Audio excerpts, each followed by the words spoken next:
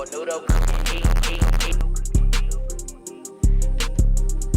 yo, yo.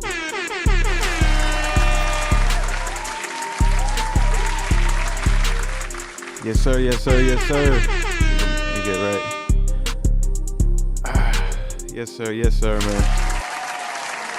Welcome back to the morning show, man. Today is Wednesday, May 27th, man. Shout out to the early game, man. We're in here deep, man. 82 when we started. What's going on, man? Shout out to the mods, man. Jay-Z, or J17, Abhi, Class C Beats, DX Beats, Lano, man. Who else, man? Who am I forgetting? Lace Bacon, my guys, man. I just ran up the stairs. My bad. I'm out of breath. I was like, shit. I had to run downstairs, and I was like, I got to run upstairs before we start. But, man, we got a dope show today, man. Today, man, we got first of all, who was here for the Kyle Beats interview yesterday, man? Shout out to Kyle. That was a dope interview. Let me catch my breath. Get the notebooks out of the way. What's going on with everybody, man? The stream started at 2x speed, for real. Is the stream good? He said the stream started at 2x speed. I haven't missed one. Hey, shout out to Damien, man. Shout out to everyone that hasn't missed an episode. You dig? So yeah, man. Today, man, we got Will, who is the co-CEO of Taylor Gang, a guy that's been around Wiz since the early days. Really helped him on his rise to success. We're gonna get his come up story in here. I went back and watched some of his interviews, so I got a good sense of what some of the basics of his story, man.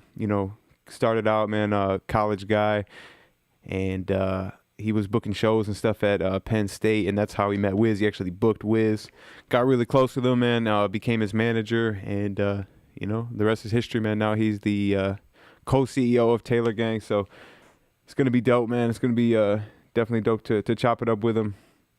Let's see, man. We got to get him in the Zoom waiting room. Let's see. Also, too, if you guys want to tap into the Q&A, I already see a couple guys in here, man. So shout out to everyone that's going to tap into the Q&A, as we usually go. Yesterday, man, I know I said the Q&A would start at about 45 minutes in, but we didn't really start the Q&A till like an hour and 45 minutes in. It was dope hearing Kyle's whole story, his rise to success and stuff. We're real big on the come up story here on the morning show. But yeah, man, I finally caught my breath, and I'm ready to start the show, man. But what's going on in the chat? Yes, Sirski says AYB. Shout out to Dylan, all the gems. I appreciate that, Rod. Appreciate that, man. Shout out to the gems. Let's see the mug. Okay, yeah, today's a Team Producer Grind mug. We're chopping it's actually the logo is the same logo. Now I'm going to spin around. I'm not going to knock my coffee down. But I know you see the Team Producer Grind merch, so this is just like a little print version of the damn logo. So yeah, man, merch is coming soon. I know, man. I get at least 5 DMs a day at this point talking about when is merch coming back. At least 5. Some days it's more than that. I see Giuliano Gennaro's like, I need a hoodie. So I know people have been asking for the mugs. People have been asking for the hoodies, the t-shirts and everything. And we got Will, man. We got Will in the waiting room. So we're gonna go ahead and get into it. First order, man. Before I bring him in, I just want to show you guys, man, so you guys can go and tap in. This was one of the interviews I was reading. As you see, man, I go deep with the research, man. I read the interviews. He's got his little website and stuff. But yeah, go ahead and tap in with him on IG. There's also a link in the description. It's WGD6788. Tap in with him on IG, man. Tap in with him on Twitter too, at Real Taylor Gang. But yeah, man, he had some dope interviews. Shout out to Music Business Podcast too. They were actually the guys that watched their interview from Mike Boyd, and they interviewed Will too a couple months ago. So definitely tap into that interview. Also too, man, shout out to Brock Luker. Shout out to Brock Luker, man, for making this interview happen. He linked us up and said, was like, yo, man, we got to get Will on the show. His come up stories dope as hell, and we got to get him on the show. So I was like, yeah, man, let's definitely do it. But let's go ahead, man. Let's bring in Will. Q&A. If it's timed perfectly, we'll start at about 10:45, so about 40 minutes from now, 45 minutes, we'll start the Q&A. So if you guys, I'm just asking you, put your best question hats on. if you come in, don't come in with a selling beats question. I know I know we love those questions. I know we love the email marketing questions and stuff like that. But we'll do those on the call-in show. So let's definitely have some good questions. So here we go, man.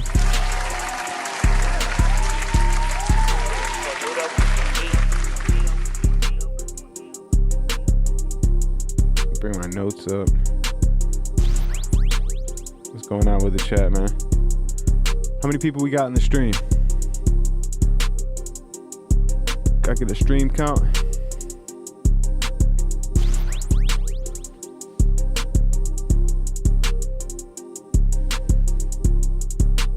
All right, man, let's go ahead. Let's bring him in.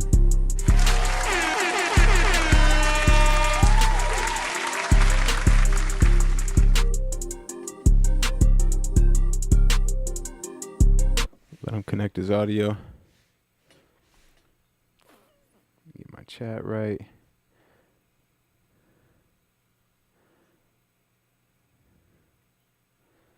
Yo. Let him connect his audio.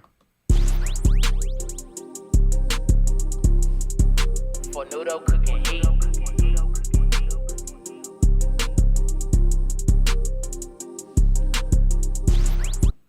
Yo, can you hear me, Will?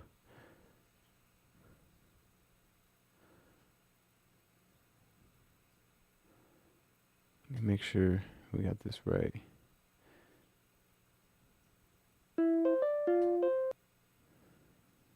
See what's going on, man. While we give him a second, let's tap into the live chat, man. No video. Yeah, we're waiting. He's connecting. We'll be good. We'll be good. Here we go, man. Yo, Will, what's going on, bro? not much. How are you? Let me take this background off. The virtual background. My bad. Welcome to the morning show, though, bro, man. Thanks, man. Thanks for having me. It's a pleasure to be on. Definitely, man. Definitely. As I was saying, man, shout out to Brock for lining this up. This is a early gang X Taylor gang exclusive. You know what I'm saying? So we're real excited, man. But yeah, I mean, usually to start off every interview, man, we we're big on come up stories and hearing the details and everything and the hustle and the grind that went into the come up. So I did my research and stuff. I know you started off with a rock band in high school that you were in and managing at the time. Yeah. And then that led to you going to college and kind of like if you can fill in some of those gaps. Yeah. So in the band, I played drums. So that's really where I, attribute my love for hip hop to. So after high school, during high school, we were blessed enough to be able to tour. And then right after high school, I went to Penn State, and there was just a hole in promoting shows, and I saw the opportunity. So I was booking pop punk bands for a little bit, and I had met Wiz the summer after between senior year of high school and freshman year of college. Yeah. Met him that summer. And then later that year, we had a friend in our fraternity that passed, and we did a benefit show with Wiz, and him and his friends came and hung out actually for 5 days after that. And we just talked a lot and became really close, and built it out after that. I became Wiz's assistant, and then his road manager, then tour manager, then co-manager, now manager. How did the decision come for after you guys did the benefit show, you kind of became cool? But I feel like that's kind of that's the area where people kind of wonder well, what were the steps that led up to the decision and the relationship building to make you guys decide we want to work full time together? Well, it didn't happen overnight. I booked probably 20, 30 more shows for Wiz while I was up at Penn State at other schools that I knew, through my friends. So now, were you getting paid for that, or that was just you doing it off the strength? That was just off the strength in the beginning, just trying to build. And then summer 2009, Wiz and I really dug in and we did the orientation tour, which was the first, that was a big step in our relationship and growing. And it was just me and him on the road. So it was interesting, but it was a good experience. For sure, man. No, I think that's big, just providing value up front. This is someone I believe in. And, you know what I mean, not like, you know, not approaching it with like, yo man, I can book you shows, but I want a percentage or some sort of thing. Totally. So what so you how long were you managing Wiz before it actually like became like a partner with him on Taylor Gang? That happened in we started Taylor Gang in 2011. So we met in 2007, and I guess so 4 years later. So 4 years. Really, you know, like we were saying Taylor Gang and stuff, but we really put it on paper then. Got you. Now, okay, so as far as you like recognizing the talent and seeing Wiz as someone that you wanted to, you know, invest your time and energy and probably some capital into, and I know you've talked about in other interviews how Wiz has always been self motivated. Like you've never had to like be on his ass about like, yo man, you got to do this, you got to do that. Like it's always been like him being self motivated. What are some of those like good signs to look for other than, you know, self-motivation for like, you know, whether someone's a producer looking to invest their time and grow with an artist or someone that's looking to start a label and sign an artist? What are some of those star traits? It's just really knowing what you're doing and not just talking the talk, but really walking the walk and being able to do it that way. Like for me, especially when I first met Wiz, I was still in the rock bands, but when I saw him perform, I was like, you're definitely a superstar. And he's so tapped in with his audience and his fans. And, you know, he was on Twitter, one of the first people he's the reason I got on Twitter. He was like, let's get on it, you know? Yeah. He's always been an early adopter of that from the day-to-days to, you know, however he captured stuff, that kind of, he's always just trying to grow, you know, and we complement each other well in that sense, that I'm always trying to grow and build and, you know, just trying to do it together and, you know, we make a great team. Got you. So what would you say are some of the signs of like an artist that's like, nah man, like he might be talented, but he doesn't want it? It's just people, you know, to me, folks that are lazy, folks that don't want to put in the time. There's lots of guys that get too carried away with drugs. That's a scary thing, you know. We've had friends pass from that. So just trying to get better at pushing forward and staying away from the bullshit, I guess. Definitely. No, I feel it. I mean, so I know you guys came up in like that mixtape era, and it was real big on, you know, putting out free music, booking shows, you know, getting the brand out there. You know, you guys have, you know, gone from that era to this era. What are some of the main differences between like how you come up back then versus how an artist comes up now? Well, I think back then Wiz was a key person in laying the groundwork for how the come up is now. I feel like a lot of people now have day-to-days and they're on Twitter and they do this on Instagram and they put little tours together. And that's something that I think we were pioneering. And the difference nowadays is that everyone's getting paid a lot. You know, streaming has really helped bring the music industry back to its greatness. Streaming gave an opportunity for young producers to get placements on major label albums, whereas before lots of producers gave beats to the mixtapes to try and open the door to get to the next level for a major label album. And I think that's a massive difference that is often taken for granted now, of how many kids can be involved in a project. And especially now more than ever, you see co-producers, 3 producers on a song, and that before it was a producer and maybe a sample, but now that sampling is so much more difficult and people like staying away from it because they eat so much of your pub, it's just a different world. Yeah, it's more like sample packs and loops and stuff like that. Original samples. Yeah. Created by other producers, so it's really essentially a collab. Exactly. So I mean, obviously back then, like, you know, if you were an artist, like you might want to invest in getting featured on that Piff live mixtapes. You might want to pay to get on World Star and stuff like that. But you know, the game has totally changed, and I think a lot of artists are kind of lost on where to invest in promotion and where to apply, you know, budgets and stuff like that. Can you give any insight on, you know, what's smart right now? To me, it's about taking a deeper dive and looking at your analytics. Look at what's working, look at what's not working, explore new things, talk to other people about what they've seen work. There's so much hype, and people are like, you got to do this if you want your song to blow up.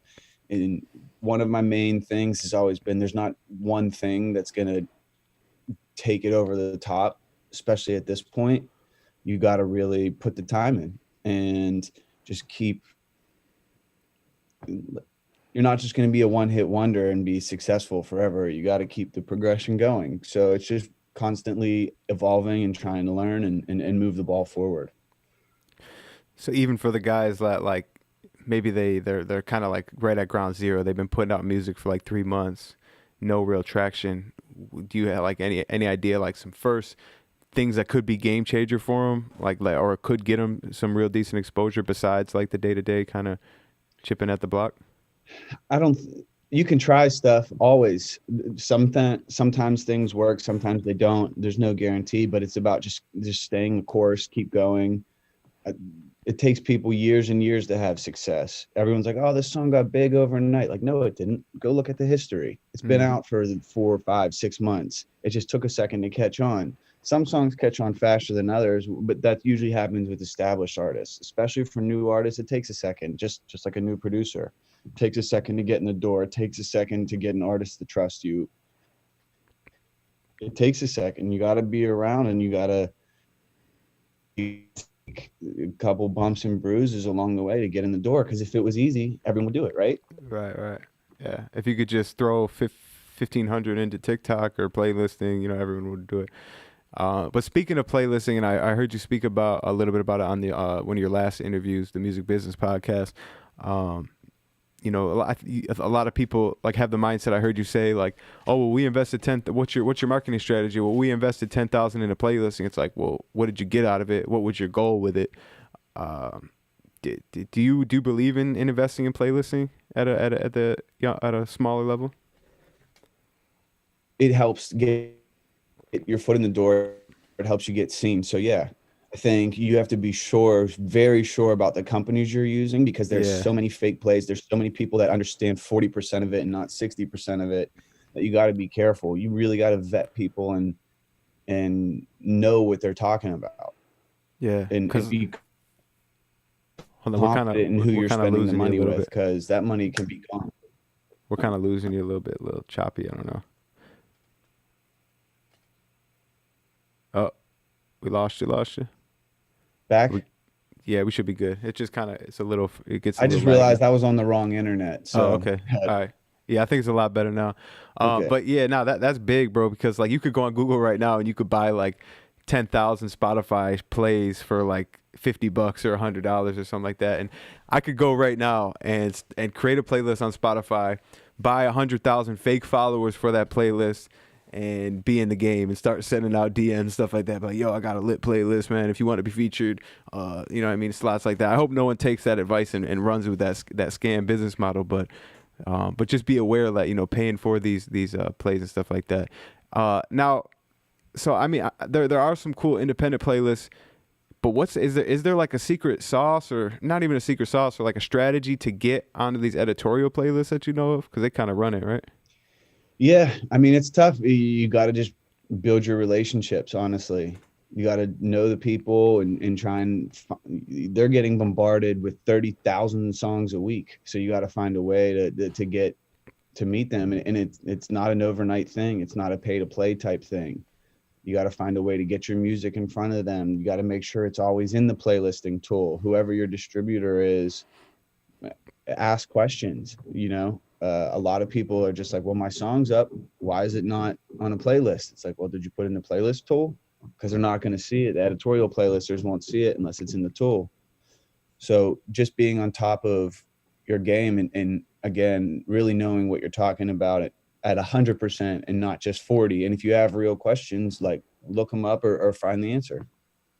For sure, for sure. And I know you've spoken on how mentorships are really huge, and a lot of people sleep on those. They're you said they're great for any business, especially music. What about like what advice could you give to a guy that's really at ground zero, no connections, looking for a mentor? It's tough. I mean, I can say I'm from Pittsburgh, right? So there was no superstar music people in Pittsburgh really before Wiz, and it's just about constantly pounding the pavement. I hate to keep going back to that, Yeah, yeah, but it's about networking. There's no, if there's an event where you think someone that might be helpful would be at, but you're tired, you got to suck it up and go. That's where you meet people. A huge part of your worth in music is your network and who you know and who you can build with. So wherever you are, whether it's a Zoom thing like this, or it's a meeting, or you squat up and with your friends take, save your pennies for a couple years and then take a trip to New York or LA and try and get into some of these meetings where the central hubs are. It's what you got to do. Any tips for getting into those meetings, like certain people you should be like maybe trying to contact on social media beforehand? Or It would just be look at what you're trying to get done, and then you can usually figure out who's behind it. If you're trying to get on a certain playlist, go and spend the time figuring out who's the editorial playlist on it. If you're trying to meet a label person, see what label events they have, see who you know in common on Facebook or on Instagram. It's again, it's not an overnight thing, but if you keep introducing yourself and putting your name out there and deliver good quality product and you're reliable, people will take notice to that. for sure, for sure. And I know obviously one thing that you guys have mastered is really that organic, really really deep fan level brand building. What are some of the things that really were key for doing that? It's about building your brand with things that are real and things that you live in your life, not just doing something for clout on the internet, doing something that being like, this is for life. And then the next week you're like, I'm never doing that again. People will start seeing right through that. They'll be like, this guy just says whatever. And I think that's a huge problem with what's going on right now anyways, because with the power of the internet now, you can say anything and a huge portion of the internet world will believe you. And that's a hard thing. So building your brand has to be about shit that's genuine to you, that other people are going to want to be a part of and And I share know. it. Now go ahead. No, I was just going to say that other people want to be a part of. That's to me how you build the brand. Right. Now I know you come from like a punk rock background, and you guys kind of piggybacked off of like no, because you kind of knew what cities and where certain punk rock shows and venues were going on, and that was real big, for Wiz's rise to success. How did I guess where was the connection to like the punk rock scene, and how did that kind of, I guess looking back, it's kind of like a master plan how you guys did it. I was always into pop punk bands in high school. But I had a friend that was in a touring band. They were super small, but they were grinding it out, following Warped Tour, doing whatever they could to make $100. And they used to just list, they'd be on tour forever and just list 1,000 dates on their MySpace. So I would look at anything that's close within 5-6 hours of Pittsburgh and just shoot everyone I could a message, 200 emails a day. And if I got one reply or one, like maybe we can do a show, it'd be worth it. So it's real just grind and hustle and putting in those hours per day of work, like, and not finding excuses. Totally. And now there's so many guys on tour, you can easily go look at someone's tour schedule and try and buckle it down that way. So would you suggest like trying to get booked as an opener, or like do a show the same night, or how to? Either or. I think it's about exposure. I think there's a heavy presence on doing opening shows, but I don't believe that's going to totally change your career. It'll definitely help no matter what. But those kids that are in there are there to see the headline artist. They're not there to see you. And if you can get a fan out of it, great. But a lot of times people won't be in the venue early enough. people just won't be paying attention. People will half pay attention. They'll go to the bathroom, they'll leave, they'll go get their food, whatever. But if you're headlining and you're doing, you know, if you're opening for 1,000-person show, but you're opening for someone, as opposed to headlining your own 150 cap show, and then you spend time with those fans, those are real fans that came to your show for the 150 cap room, you know? Yeah. And it's about doing both and not just being like, well, I opened for this person, this person, this person. It's like, great, who cares? Right. Yeah, that doesn't really mean shit at the end of the day. You do on your own. Yeah. And then when that last interview too, what really caught me was you're like, people sleep on that live in-person experience. It's like, even if you're like what if you could only get like 3 to 4 people at that one show? It still might be worth it, because those 3 to 4 people have, like you said, they're gonna always remember, especially because you're gonna really be able to give them a real personal experience, and they might buy everything from there on out. They might become super fans and support everything. Totally. We've done plenty of shows for 4 people. Really? Oh yeah.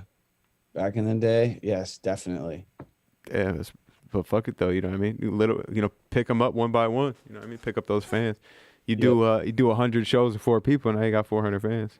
Exactly. Yeah, I like that. So I know you guys have had like a real independent, organic come up, but Wiz was also signed to Rodstrom Records, or still is. I'm kind of just confused on that whole thing. They were Wiz's production company when he started in 2005, and in 2014. Wiz and the company just decided to part ways. Okay, gotcha. Okay. Each went their own ways and built their own things. Gotcha. No, yeah, I wasn't like trying to get like the Fallout story. I was just wondering, like, because on Wiki I was doing the research and stuff, and I didn't know, like, is it still a thing, or like what that whole thing was. We parted ways in 2014, and they do their own thing and we do ours. The only thing we do together still is they're monetizing the mixtapes and getting those up on like Spotify and Apple and all the DSPs. But okay. Like you said, back in the day with all that mixtape stuff, there's just so much sampling, so it takes a long time to get the samples cleared and get it all in a fair place. Right. And I know, like, even on Cushion Orange Juice, not all the songs are there. Some of the beats are switched out and stuff like that. So yeah. Sometimes people with the samples, they'll just be like, we don't like what he's talking about. So no, because they're, older samples and everyone has different morals and views and whatever. Yeah, the whole clearing process. Then also in 2014, you guys signed a distribution deal with Atlantic. That was in 2010. Oh, that was all the way back then. So for the people that don't really know what a distribution deal is, like, what's the difference between that versus like signing, a record deal? Are you talking about for Taylor Gang? Yeah, for Taylor Gang, yeah. Oh, for Taylor Gang, yeah, we did a distribution deal. We've been in the family for so long. Wiz had been signed there, Ty was signed there, so it was just a place to bring our new artists. And I know the staff very well. Our team knows the staff, so we work well together to get the songs going. And they put their staff on it, and they're great. So they kind of just they work the records. Like, what is a distribution deal? Like, what is it? What do it's they just do? like it's the same thing as having a major label deal, really. Okay. They help get your songs uploaded and out there to the world. Because at the same time, if you think about it, if it's not making money, they're not making money. It's a waste of everyone's time. So the nice thing about having a distribution deal with a major is you get to use the major label services. The percentages and splits are a little different, but at the same time, if something takes off, it's different. Yeah, and that could, like, one of those services could be getting you on those editorials and stuff like that. Totally. Yep. Okay. How can an artist or indie label know when they have like enough leverage to get a good deal, whether it be a record deal or a distribution deal? Subjective question. There's no right or wrong answer. It's just I always preach to everyone, make sure you have a good lawyer, make sure you have someone that you trust and is reputable, not just that's a friend's lawyer. Someone, if you can get to a music industry lawyer and you have something going on, do it. If you can't, read a book, read the Donald Passman book. I preach that book a lot. I'm sure you know about that book. Mm-hmm. But yeah, I think, you talk to your team, your friends, you look at your analytics, you look at what you're at, you try and do as much research about how deals actually work. So, you know, when people are like, oh, I got a $10 million deal, it's like your deal could be worth $10 million. They're not, it's not like they just gave them 10 mil off the rip, you know? Right. But that's to go back to what I was saying before. That's the hype clout shit that goes on the internet now, where you could say anything and people will believe it. For sure. And then I know you guys got a couple, you know, producers on the label and stuff. How did the situation with TM come about? We did a writing session in Atlanta with Wiz, and he had brought a lot of his different friends through. And through a friend of mine named Propane, TM and I got linked, and we talked for a while and just started building over time. And, you know, it took years to get to the place that we're at now, because he and I started rocking in 2016 and now it's 2020. But yeah, just through networking and being around, and a friend introduced us. Okay, cool. And I'm really over this quarantine talk. Like I hate to even bring this shit up and ask this question, but it's dope because we're actually sitting down with a label owner here. So this is I've been waiting to ask a person like you this question. You know, what are some of the obviously I know the biggest ways it's been affected is with touring and stuff like that. But what are maybe some of the biggest things you've taken away or even learned or got better at during this whole last few months? Just team communication, planning, releasing music, tightening stuff up, getting good as a team, and starting to really plan on alternative ways to make money. And it's tough right now because a lot of people are cash strapped. So you don't want to dangle merch in their face, but there's other things that you can do, and companies that are doing live streaming events. And while it is, to me, it feels a little bit weird, it's part of what it is now, you know, and what it's going to be for at least a year or so. And I guess anyone would think, you know, one of the first things is, all right, well, shit, put out more music and let's run up the streaming bag. But at the same time, part of the marketing plan behind dropping music is to be able to promote it on the tour and stuff like that. So what's your whole thought on that? It's tough. You know, that's you got to learn how to engage with your fans over the internet, because it's hard to promote a club song when everyone's sitting at home. Yeah. You know, it's a different beast. So trying different things is cool. And there is no right or wrong answer, but got to try stuff, got to put music out, got to try and connect with your fans and see what works and what doesn't. And that's a huge thing with the internet now. Sometimes if something is really bad and doesn't work, you can just pull it down and just try again. Yeah, people forget about it, act like it never happened, I guess, if you give it time. I guess like putting out TikTok dance songs is a good strategy right now. Yeah. But okay, so another thing, as far as like live streaming and constantly being like putting yourself out there on IG, I've heard some people, I don't even know if this is a good way to think about it, but I've heard some people say like, oh, when artists put themselves out there too much or they're too accessible, they kind of lose that mystique and that like star mystique. How do you feel about that? I think it's different for every artist, honestly. And I know that's such a vague and general answer, but some people it works and some people it doesn't. I mean, I feel like Wiz and J. Cole are both very much on the top of their game, right? But J. Cole isn't as accessible. He doesn't have social media, but it's just different. You know, his fans connect with him in a different way. And yeah, you know, totally different styles of music, different ways of marketing, but at the same time, they both are in touch with their fans in different ways. That keeps that bond really close. So some people could do some stuff, some people don't do. And I think it changes too as artists get older. You know, what do you mean by that? Like when they're younger, they're more excited about social media and being on the phone. As they get older, people get weathered and tired, or they have kids and they have all these other responsibilities. So it changes sometimes. And not every time. There are some older guys that are on the internet, like Snoop's on Instagram all day. He loves it. He's great at it. But there's other older artists who don't even have an Instagram and they don't believe in it. Yeah, I get it. Also too, man, I see you've been in Pittsburgh during quarantine. Is that just temporary, or do you still live full time in Pittsburgh? I go back and forth, but I have a lot of family here, so it just made sense. If you're going to be cooped up, rather be close to family and friends if someone needs something than just out on a solo island by myself in LA, you know. Right. I have friends in LA, but if everyone's quarantining, I won't be seeing them. Yeah, exactly. So. Yeah. No, I guess I was just gonna, because if you still live full time in Pittsburgh, I was gonna say like what has kept you there, but probably just family, right?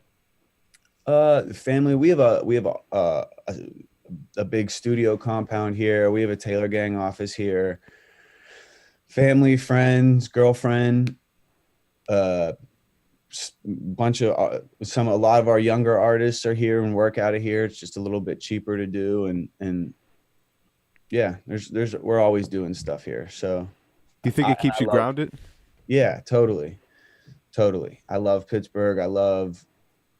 Sometimes in LA, everything becomes entertainment industry, and people get lost in that, and that's not real life. So, especially being out here, you deal with real life shit a lot, and it just helps keep your head on straight.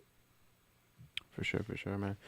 Cool, man. Yeah, let's bring some people in for live Q&A, man. I know we got a whole bunch of people that want to ask some questions, man. What's going on in the chat, man? Let's see who we got. We got 4 or 5 on the track. So how we do it? We just add them right to the Zoom call. Okay. And see. We hope you guys got some good questions, man.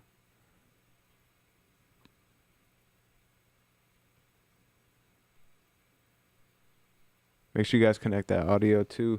I know it can kind of be. There we go. All right. I'm gonna just add a couple. Whoever I guess is first. Whoever can get that audio in first. If you guys want to tap into live Q&A, man, there is a link in the description for a Zoom call. You just gotta have Zoom to do it. Yo, Abhi, what's going on, bro? In the description. There we go. For a Zoom call, you just gotta have Zoom to do it. Can you mute that YouTube in the background, Abhi? Got you. Abhi on the morning show, man. A morning show regular. What's going on, bro? Hey, what's up? How's it going? Doing good, man. What up, man? Good. It's good I really appreciate you guys taking your time to do this, and giving your time. I know your time is very valuable, so I just wanted to say that really quickly. Appreciate you bringing me back on the ProducerGrind morning show for sure, CEO Dylan. Yes, sir. And I'll just ask a quick question. So my question is, so how do you guys see, technology-wise, like music technology-wise, how do you guys see innovation in terms of like networking, in terms of, what do you guys think is like the greatest need right now for independent artists, producers, engineers, music creatives as a whole, technology-wise in the industry?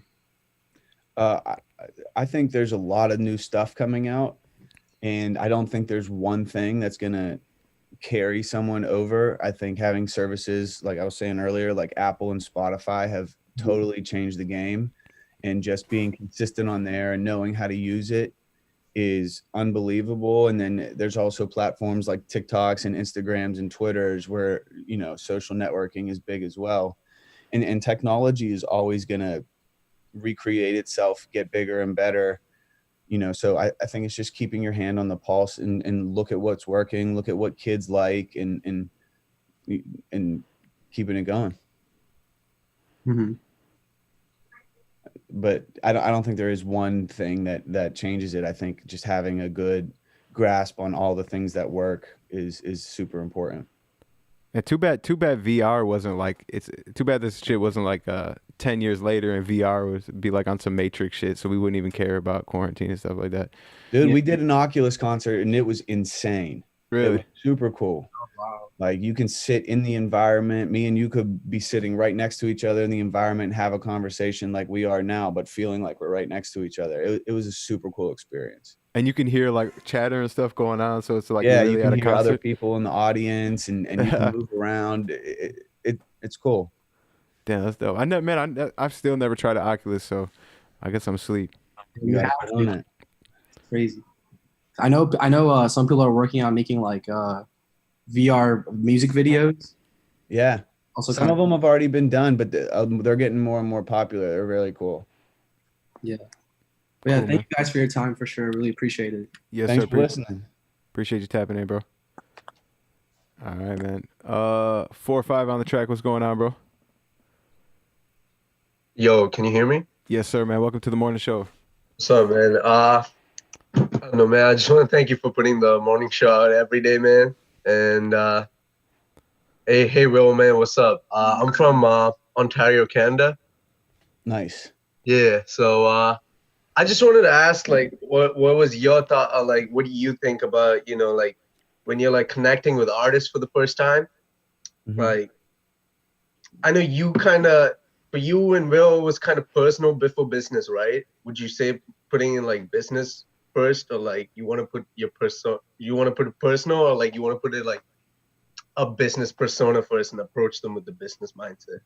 I think it's all about how you massage the situation. Everyone's different. You got to feel them out. Some people are more casual and don't like being business right away and in their face because they'll feel like it's an opportunistic thing. And some people are like, yeah, what's up? Let's get to it. You know what I mean? Like, what are you working on?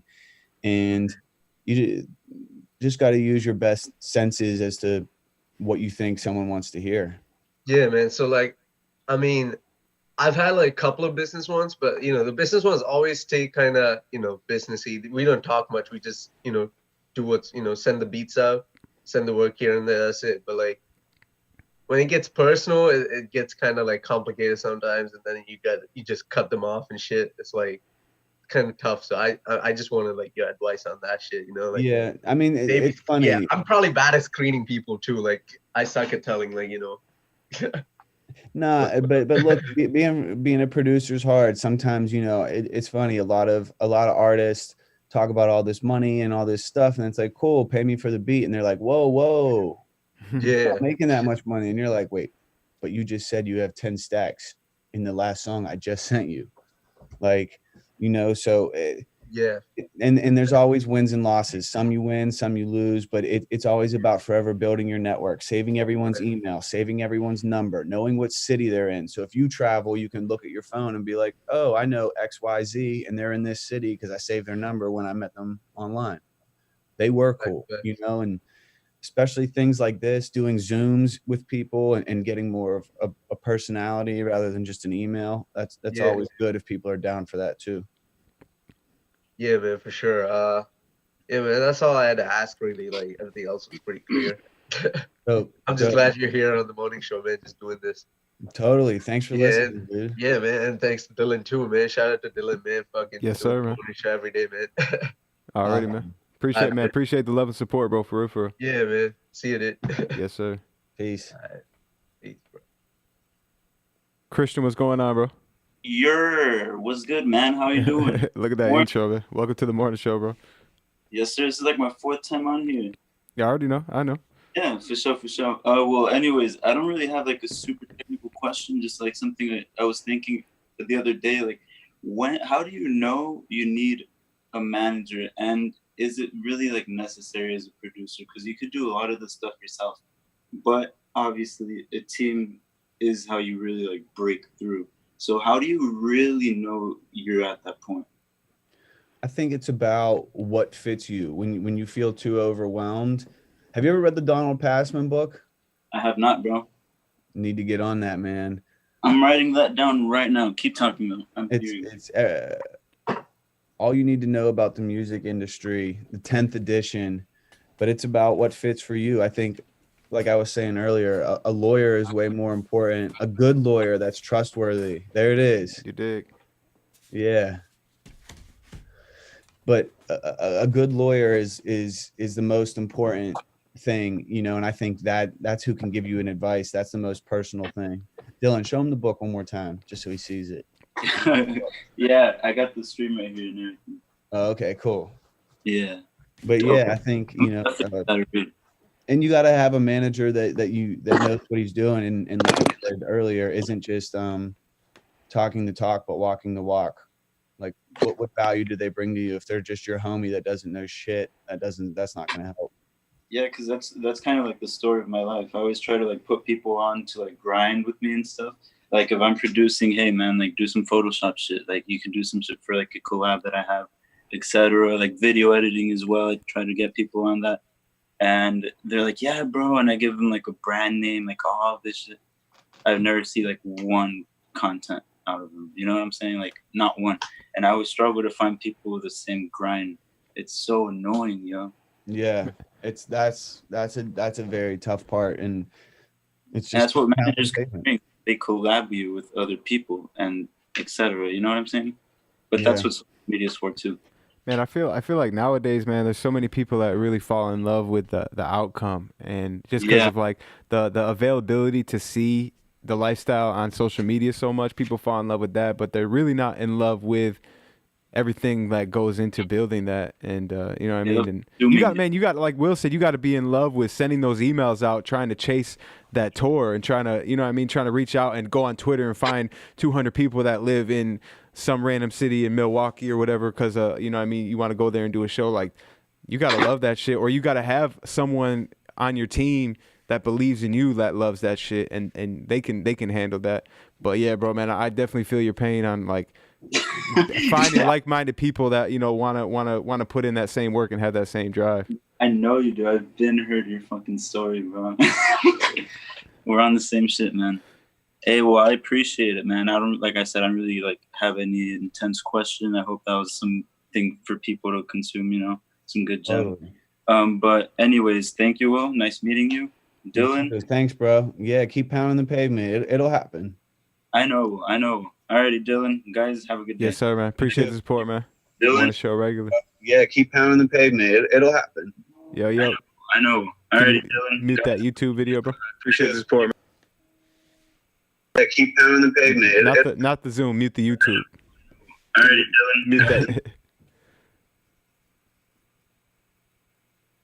Yo. Okay, cool, man. Welcome to the morning show, bro. Slight technical difficulties. We're all good, though. What's up, guys? Thanks for doing this. Yeah, so I just graduated and I'm about to start doing producing full-time. And I just have two questions. What is a good way there? Like, how can I communicate through my content, like my personality, and kind of stand out in that way? I think it's about how you shoot it. You know, one thing that I'll always say, and that I was hyping on Wiz about, is you can shoot your own content. If you go back and watch all the beginning of Wiz's day-to-days, he filmed and edited all of them himself. Wiz did? Oh, shit. I didn't know that. So, you know, that's always been something that's really cool to me. So when people are like, oh, well, I can't do it, it's like, well, you're not trying, because you can learn anything on YouTube. If you can't figure out how to edit something, go on YouTube, just type it in exactly, and there will be videos there of people showing you how to do it. So I think if you can't find someone to shoot content and get it done for you, it's doing content on your own, and then you're fully in control, so you can edit it yourself. You know, and that's how you get your personality out there, and you know when you're funny. Yeah, gotcha. And then I have another question. I found this, like, recently I've been reaching out to a bunch of different artists, trying to network and stuff, and I found this artist who's like 13, and he makes really good music, and I really see, like, he's already really good now. I listen to his music all the time, and he obviously is gonna like have a big future in this if he continues to work really hard. So, like, what are ways that I can work with someone that age and really try and help them develop while, like, and build that relationship with him when he can't really, like, you know, do a whole lot by himself? I think that's the power of the internet now. You know, he's young. Get his backstory, learn more about him, try and get in touch with him. Whatever you can do to get to him. I mean, that's a little different of a situation because he is so young, but as long as you guys have clear communication, and you know, it's part believing too, and that's a lot of what music is. Like, just like you said, you believe in him, you just got to believe it's and have the best intentions. Sometimes you win, sometimes you lose, but if you put your best foot forward, people remember that. What do you go to college for, bro? I noticed you started the conversation saying that you're going to college. Yeah, I actually went for like multimedia, so like making videos and stuff like that, and then communications. Okay. So you know how to do it? Yeah, I know how to do it. I'm about to start doing it. Yeah, dude. Like, I'm gonna try and start doing tutorials, beat making videos. I don't know. I was just They gonna. don't have to all be serious either. You can make some of them funny. Yeah. I was Totally. thinking, like, you know, people always watch those, you know, trick shot videos and stuff. How can I make music with a trick shot video, or how can I like push the boundaries, you know, like stand out with producing videos? Because, you know, everybody's starting to make producing videos. Yeah. So. Yeah, totally. Yep, just make it funny. Some of those producing videos are super serious, and it's just people sitting there making beats, you know. And people don't need to sit there and watch you make the whole beat. You can chop it up into a 3-minute thing that summarizes a 3-hour beat making process. But if you throw the funny clips in there, or if you making a mistake or spilling a glass of water, people will be like, "Oh, this kid's not a robot." Mm-hmm. Gotcha. You know? Another thing too, man, with the content, the same way Will said, it's important to do those shows, even if it's just 3 to 4 people. It's important to put out that content consistently, even if you only have a handful of people. If you have a handful of people that are tuning in, that's just like proves that, okay, I'm doing something right. And then just keep serving those people, because there's something that makes them connect to you. And just don't undervalue them just because you're like, oh man, I don't have 15,000 views on these videos. Like, if you're getting a couple hundred people, that means there are some people that are interested in it. Yeah. Thank you so much. I really appreciate all the advice, guys. Yes, sir, man. Appreciate you tuning in, man. Yes, Yep. sir. DX, yo, there you go, man. Yo, welcome back to the morning show, bro. What's up, show? What's up, chat? What's up, Will? What up, man? How are Hey, you? man, how are you? I'm doing good. Hey, I'm in the car, so I'm gonna make this kind of quick. Hey, Dill, you doing good, bro? Episode 18, we here, baby. I love this shit. You dig. Will, I'm a TGOD nigga since day one, bro. So if you know Cardo, if you know Germ, then you know Will. This is you guys' rise is definitely something that's notable. I've been a fan since day one. I just wanted to ask. Amidst all this coronavirus shit and all that, and everybody talking about how we have to find new ways to interact with fans and build new relationships.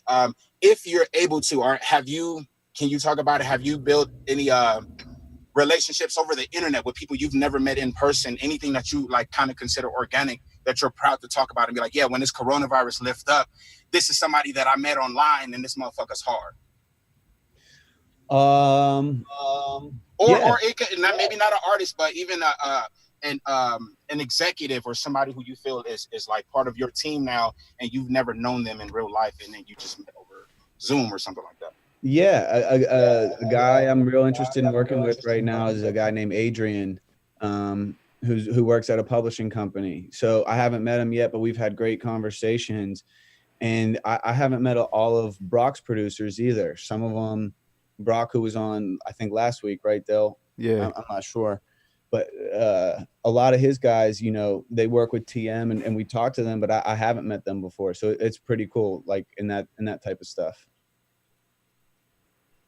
That's cool. And that's basically it. I was just trying to keep people encouraged because, you know, all this talk of coronavirus and trying to figure things out, you got to understand that some people they're not even social online, let alone be social in person. So you got some people who, even though we're forced to be like social distancing and all that, they're still not going to build the relationships. So it's good to hear an industry insider say, hey, yeah, I've built relationships online and you guys can do it too. So, because I kind of feel like everybody starting at ground one is kind of like a poker tournament. Everybody starts with the same amount of chips. Everybody basically right now, we're all starting at the same place. And it's glad to hear from you. And like I said, bro, thank you for what you did for the community. I love Rodstrom Records. I love Taylor Gang, love Wiz. I love what you guys did, and I'm out. Thanks, man. I really appreciate it. And one more thing is I met Cardo on the internet. You met Cardo on it. See? One of the best producers in the game. That's dope. I love it, man. Shout out to Cardo, man. Thanks, bro. Thanks, Dylan. Yes, sir. Shout out to DX, man. Yeah, man, we just got one or two more Q&A, but someone asked a great question in the chat, Will. They said, can you talk about maybe one of your biggest failures and how you overcame it? Shout out to who asked that question. It was Michael Pegon. Yeah, just Google Wiz Khalifa, CNN, North Carolina. We all went to jail. That shit was fucking horrible. I wanted to blow my fucking brains out. That was the worst thing ever. What'd y'all go to jail for? Having some weed on this racist ass campus at East Carolina. Shit was bullshit. Damn. $300,000 each for 10 people for 2 zips. Come So on. $3 million? Yeah, I mean, we just went and got a lawyer and he got it reduced, but the charge, I was like, I'm fucked. For 3 zips. 2. 2 zips. Wow, bro. That's crazy. But it was all, yeah, you can read about it on the internet. That's crazy, bro. Meanwhile, you could go buy 2 zips and walk out the dispensary in the air like this if you want. Stupid. Damn. Oh, but what about any like early failures, like it would on the way to success? Yeah, I mean, there's plenty of shows that I thought were gonna be slamming, and there'd be 50 people there. I can't think of one right this second, but I know there's been. Oh, we had a show in Cleveland with our radio rep, and there was 3 people there at Peabody's. I'll never forget that. That was horrible. And during that time, how many people were you guys averaging a show? Every show was different at that time. There were some shows that had 900, and there were some shows that were smaller. But this show legitimately had 3 people, and I was like, man, fuck. It is what it is, though. Yeah. Sauce World, man, what's going on, bro? Welcome to the morning show. Go ahead and unmute. Hey, what's up, man? Can y'all hear me? Yes, sir. Yep. What's going on, man? I see you in the lab. How's it going, y'all? So I joined into this broadcast a little bit late, so I had to rewatch this because I love all your content that you guys bring, and Appreciate it, man. a lot of respect for it. Like y'all grew real fast. I think I went to an event like in January 2018. And, In Baltimore? That was lit. Yeah, Baltimore. Okay. That was a lit event. But since that time, man, it's crazy. Like, I'm not always checking in like on the producer community and stuff like that, so I couldn't catch everything. But when I did check in, I was like, damn, you guys brought a lot of content since then. So Appreciate the since love. I'm man. joining in late, I probably joined in like maybe 10 minutes ago. Noticed you guys are talking about content and stuff.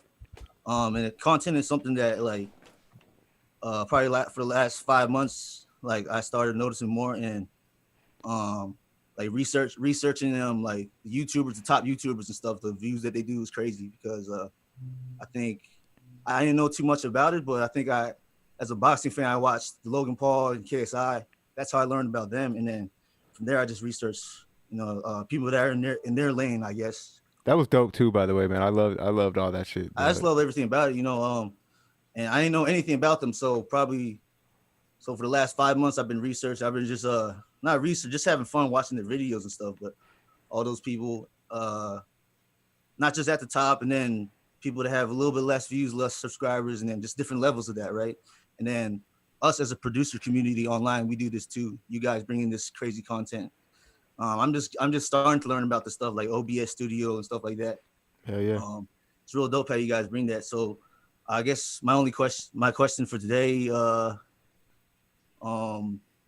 guys, do you guys see the producer community online being able to reach those views that the Logan Pauls, the PewDiePies, those people do? Like producer vloggers and stuff. Yeah. I guess a lot of talk goes into It's crazy, bro, because I've wondered the same thing too, bro. I've wondered the same thing. So I'm curious. I think they could. It's just that people need to show more personality on those videos. They're just cooking. They just put their phone down right there and just start putting up beats. And it's like, yeah, cool. But like, I don't make beats, right? So I don't want to sit there for 3 hours and watch you make a beat. No offense. Right. I want to hear it when it's done.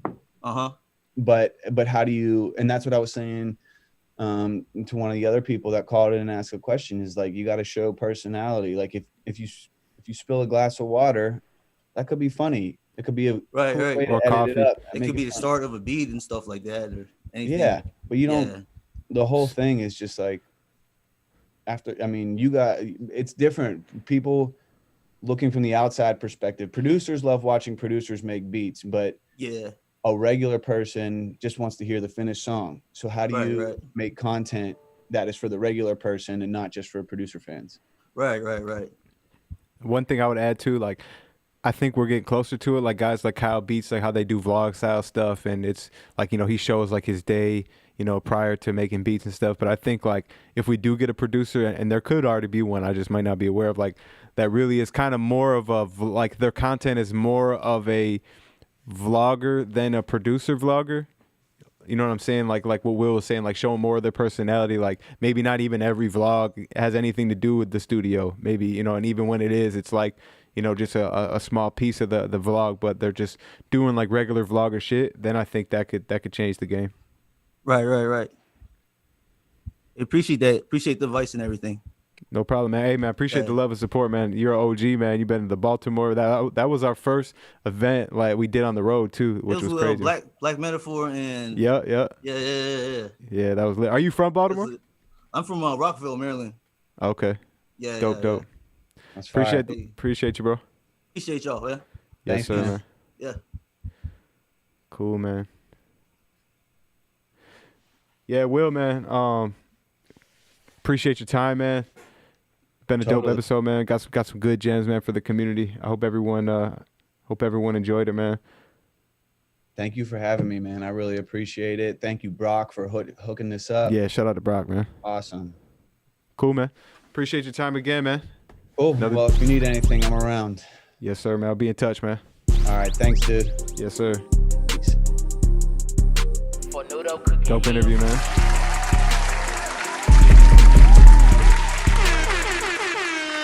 What's going on with the chat, man? Tap in. Dope episode, man. Super dope, man. Dope that we got an actual CEO of a label.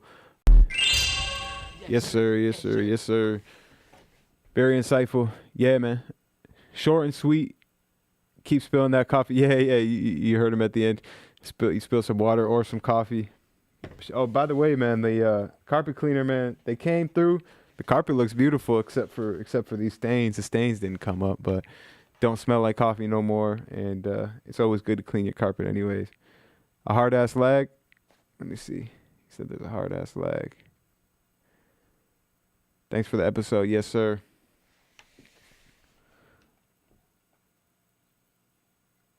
Oh man, it's done already. Yeah, man. It was a quick one, man. It was a quick one. Yesterday we did like 2 hours. You know, they're all different, man. They're all different. What's going on in the chat though? Okay, a lag. Oh, I don't know, man. My bad for the lag. I'll get it. I'll do my best to get it together tomorrow. But yeah, man, tomorrow is call-in show. You know what I'm saying? No formal interviews lined up for tomorrow, but you already know we always have good conversation. We always have good conversation. Man, when I talk with these headphones, it's kind of hard to talk. It's like talking with your ears plugged. But yeah, man, you know we always have good conversations on our call-in episodes, our call-in shows. So definitely excited to get that going tomorrow. Dope session, yo. Dylan, when's that mixing preset pack drop in? Says Stefan Wagstaff. Man, it already dropped. We got a couple mixing preset packs already dropped, man. We got the new one that JB did a couple weeks ago for FL20. Where can I buy those books, Dylan? So this book, All You Need to Know About the Music Business, I got it on Amazon. I think it was like $24.99. This is a hard copy, so you might be able to get like the soft cover for cheaper. It's a thick book too. Like I definitely haven't nearly finished it. And then, but yeah, Amazon is a great place to get books. They got used books too if you're trying to save some money. 93 says, big salute. I can tell you work hard. I appreciate that, bro. Appreciate that, man. Yeah, man. A lot of time, like, cause you know, before these interviews, man, I definitely got to go and do my research. Like I get up early. You know, I don't always do it the same day too. Sometimes, you know, I start preparing a couple of days in advance, but you know, with these interviews every day, I kind of been doing it, you know, in the morning. I wake up 4:15 today. I woke up, went and got a little workout in, was back at the house by 6, drank some coffee, made some breakfast, and did some good research. And then, you know, if there's interviews out there like Kyle Beats Curtis King podcast was like 1 hour and 30 minutes. So I watch it in like, you know, I speed it up, but you know, I watched the whole interview. So it's some work that goes into these interviews. How'd you get Will on the show? That was, man, shout out to Brock Luker. If you guys seen the Brock episode, man, Brock's been throwing some alley-oops, man, with the guests. I see we got a little bit of lag going on. Is there still lag going on? But yeah, shout out to Brock for lining that up. Got to get Othello on, says Class E Beats. Yeah, man, if you guys, a couple days ago, I said it, man, Othello, it's locked in. We're getting him on the show. I gotta see, man. Let me see my calendar. That might be this Friday. Let me see. That might be this Friday, so stay tuned. Cushion kombucha, man. What you know about the kombucha? I love kombucha. I need to drink some, man. My stomach's been on some other shit lately. Let me see what's going on with the chat. Othello dropped some gems. Dope, man. What was he talking about in that live stream? I see he did a live stream about how to sell beats online, but I didn't get a chance to catch it. Rod Nizzle, he must be way back during the Q&A. Can I come on tomorrow and do an FL Studio giveaway? DM me, Busy. We'll chop it up. DM me. You're always welcome on the show, though. YouTube gems. Damn, my bad. Y'all spaced out when I was on that live. It was trippy. Get busy on tomorrow, says Crizzy. Yeah, let's get busy on tomorrow, man. SEO and making sure your tags are good. Busy's got that image line connection, you know what I'm saying? He's got that image line plug, man. He needs a plug. Get ProducerGrind and plugged in with image line for the culture one time. Then what do you use to help keep you consistent and organized? So the two main things, you know, because it can be hard, man. The main thing with organization is like waking up and writing down the things you want to do that day. Like I find, bro, if I don't do that, if I don't keep a checklist of the things that I want to accomplish that day, I forget things.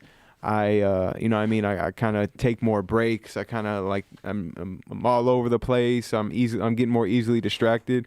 But when you write down that checklist, let's see, like I got one for today. Where is it at?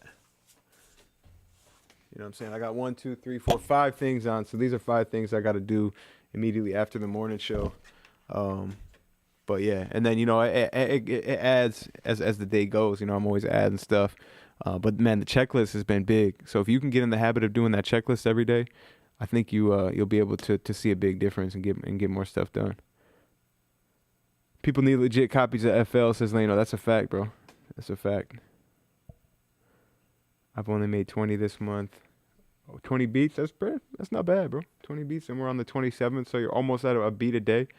As long as, are they finished beats? If they're finished beats, then shit, salute, man. That's good.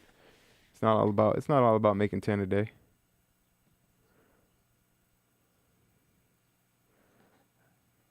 Curtis King said producers be crying about free beats, but got a copy of Cracked FL. That's a fact, right?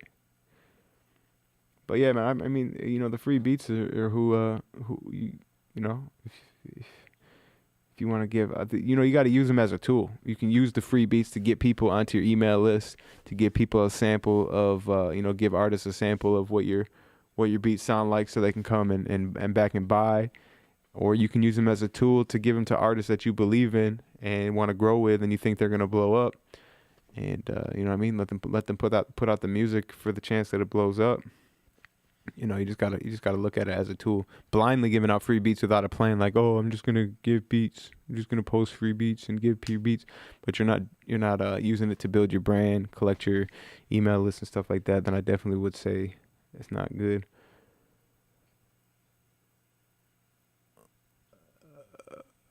J Audio says exactly. Some of y'all need to give beats away, and you know, a lot of times too, you know, just like especially in the beginning when you're making some beats.